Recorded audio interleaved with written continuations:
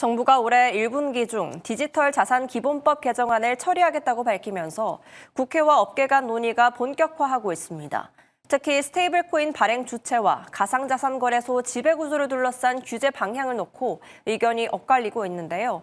구민정 기자가 주요 쟁점들을 짚어봤습니다. 정부가 올해 1분기 안으로 디지털 자산 기본법 개정안을 처리하겠다는 방침을 밝히면서 관련 논의에 속도가 붙고 있습니다.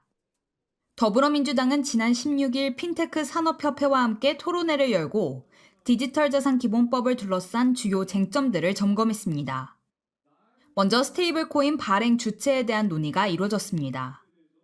정부는 시장 초기 안정성을 이유로 은행 지분이 51% 이상인 컨소시엄에 원화 스테이블코인 발행 자격을 우선 부여하겠다는 방침을 세웠습니다. 하지만 일각에서는 시장 자율성이 훼손되고 혁신이 저해될 수 있다며 반대 목소리를 내고 있습니다.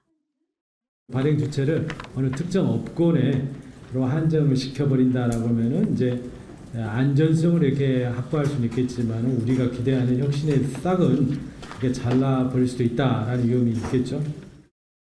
핀테크 기업들이 하청 기업으로 전락하거나 아예 사업에서 배제될 수 있다는 우려도 나옵니다. 이날 토론회에서는 발행 주체를 둘러싼 논쟁보다 스테이블 코인의 활용 방안과 유통 구조에 더 집중해야 한다는 의견도 나왔습니다. 누가 하는지가 과연 중요한 문제일까라는 의문을 제기하지 않을 수 없습니다. 원화 스테이블의 유통 구조를 구체적으로 어떻게 짜야 할 것인지, 그리고 달러 스테이블 코인의 유통과 관련하여 발생할 수 있는 외국환 규제 관련 논의에 더 힘을 쏟아야 하는 것이 아닐까요?